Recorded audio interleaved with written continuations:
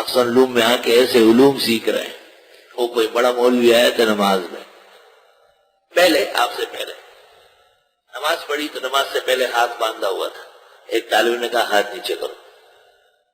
نیت باندھنے سے پہلے ہاتھ باندھنا نہیں ہے، ہاتھ کھلے چھوڑنا سنت ہے. نماز کے بعد وہ بیٹھا ہوا تھا، کسی نمازی نے کہا حضرت سنت موقدہ پہلے پڑھو اور وظیفے بعد میں کرو. پھر بیٹھ کے تسبیح پڑھنے لگا تو جیسے طریقہ ہے لوگوں کا الٹے ہاتھ سے، تو کسی نے کہا کہ صرف دائیں ہاتھ سے. تو وہاں میرے پاس آیا، مجھے کہتے ہیں غلطی ہو گئی جو ہم دارالعلوم دیوبند گئے، احسن علوم آنا چاہیے تھا. میں نے کہا دیوبند کا قصور نہیں ہے، قصور آپ کا ہے. غلطی ہو گئی تھی جو ابو جہل مکہ میں پیدا ہو گیا تھا. اس نے کیا سیکھا؟ جیسے تھا ویسے مردار چلا گیا. تو کیا یہ مکے کا قصور ہے؟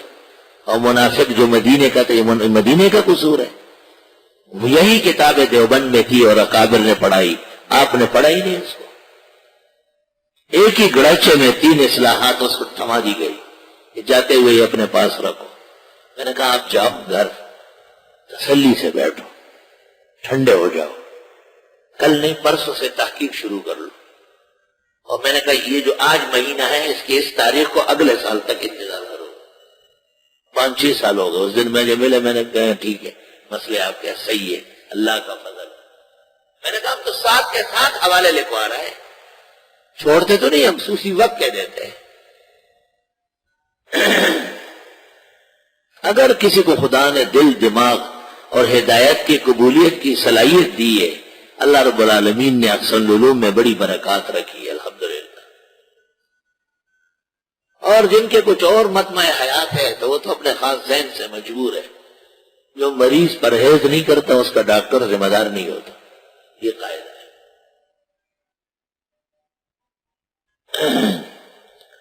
فرمایا وَعُلِّمْتُمْ، تمہیں وہ علوم دیے گئے مَا لَمْ تَعْلَمُوا أَنْتُمْ وَلَا آبَاؤُكُمْ، جو نہ تم جانتے تھے اور نہ تمہارے باپ دادے جانتے تھے. مر جاتے ہو دونوں ہاتھوں سے تسبیح پڑھتے. سرحد و بلوچستان والے مر جاتے ہو نماز سے پہلے وہ جو اچھا نمازی ہے بہت پیارا وہ ہاتھ باندھتا ہے. یہ بہت تواضع کی بات ہے. شاد بشے حکم پیغمبر کا یہ ہے کہ نیت باندھنے کے بعد ہاتھ باندھ دو. پھر یہ بہتر نہیں کہ آپ سر پر ہاتھ باندھ دیں ایسے تاکہ سب لوگ دیکھیں. ہاتھ باندھ لیتے، یہ کدھر تواضع ہے؟ ہمیں تو آج تک پتہ نہیں چلا. مفتیین نے ہمیشہ اس کو رد کیا ہے.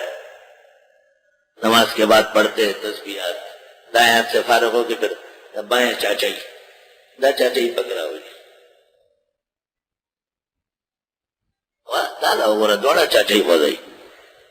اب پیغمبر نے ابو داؤد میں نہیں کہا ہے ابن قدامہ کے تاریخ میں یا کہ دو تسبیحت بیمینی، حضرت تسبیح دائیں ہاتھ سے گنتے تھے.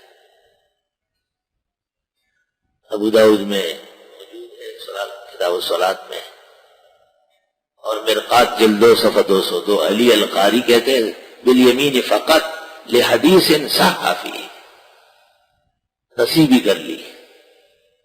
اور تحتاوی علی البراقی 172 صفحہ، اور مجمع و بحار الانوار 579 صفحہ.